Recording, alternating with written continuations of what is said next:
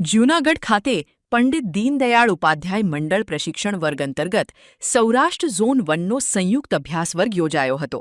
આ કાર્યક્રમમાં જૂનાગઢ સહિત 5 જિલ્લાના પદાધિકારીઓ અને કાર્યકરો ઉપસ્થિત રહ્યા હતા. ભાજપના અનુભવી વક્તાઓએ પીપીટી પ્રેઝન્ટેશન દ્વારા સંગઠન, વિચારધારા અને આધુનિક કાર્યપદ્ધતિ અંગે સવિસ્તાર માર્ગદર્શન આપ્યું હતું. પ્રદેશના અગ્રણીઓની ઉપસ્થિતિમાં આયોજિત આ વર્ગમાં કાર્યકરોએ સંગઠનને મજબૂત બનાવવા સંકલ્પ લીધો હતો. કાર્યક્રમની સફળતાએ ઉપસ્થિત સૌ કાર્યકર્તાઓમાં નવો ઉત્સાહ અને પ્રેરણાનો સંચાર કર્યો છે. પંડિત દીનદયાળ ઉપાધ્યાય પ્રશિક્ષણ મહાઅભિયાન 2026 સમગ્ર દેશમાં વર્ષોથી જનસંઘના સમયથી શરૂ કરીને ભારતીય જનતા પાર્ટી એ સમયાંતરે વિવિધ ક્ષેત્રમાં વિવિધ વર્ગમાં પ્રશિક્ષણનું કામ કરતી હોય છે અને એ પ્રકારે સમગ્ર દેશમાં આ અભિયાન એ શરૂ થઈ ગયું છે. અત્યારે મંડળ અને જિલ્લાના અભ્યાસ વર્ગ પૂર્ણ થયા છે. 5 રાજ્યોની ચૂંટણીમાં અને 2 ત્રિપુરા અને ગુજરાત એ સ્થાનિક સ્વરાજ્યની ચૂંટણીઓ હોવાના કારણે એના પ્રશિક્ષણ વર્ગો એ અત્યારે શરૂ થઈ રહ્યા છે. જે અનુસંધાને સૌરાષ્ટ્રમાં ગઈકાલે રાજકોટ મુકામે 9 જિલ્લાઓનો એક વર્કશોપ યોજાયો હતો. આજે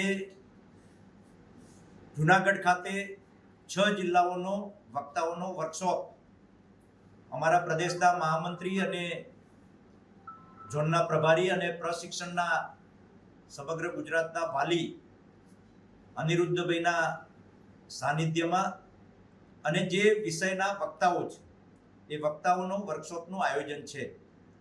આજે જૂનાગઢ ખાતે 6 જિલ્લાના પ્રભારીશ્રીઓ, પ્રમુખશ્રીઓ, મહામંત્રીશ્રીઓ અને જે મંડળમાં વર્ગ થવાના છે એ મંડળના વર્ગના વાલી અને 7 વિષય એ 7 વિષયના દરેક જિલ્લામાં નક્કી કરેલા નિશ્ચિત કરેલા વક્તાઓ એ આજે ઉપસ્થિત અહીંયા રહ્યા છે. અને આજે જે કંઈ વાતચીત થશે, કામનું આયોજન થશે એ પ્રકારે 22 જૂનથી શરૂ કરીને 10 જુલાઈ સુધીમાં સમગ્ર ગુજરાતમાં બધા જ મંડળ, શહેરી મંડળ અને ગ્રામીણ મંડળ એના આ પ્રશિક્ષણ વર્ગો પૂર્ણ થવાના છે.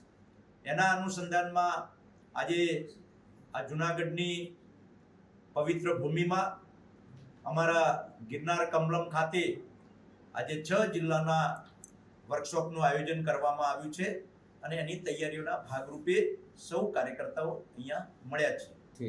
ભારતીય જનતા પાર્ટીમાં મેં શરૂઆતમાં જ કહ્યું એમ કાર્યકર્તાનું નિર્માણ અને શીખવાનું હંમેશા હોય છે. એટલે આ આખી રાષ્ટ્રીય યોજના છે. એટલે મેં કહ્યું એમ હમણાં ચૂંટણીઓ 5 રાજ્યની ચાલતી હતી, એ પૂર્ણ થઈ તો એમાં અભ્યાસ વર્ગ શરૂ થયા છે. આપણી પણ એક બેઠક મોટી થઈ ગઈ હતી ગુજરાતની, પરંતુ લોકલ ચૂંટણીઓ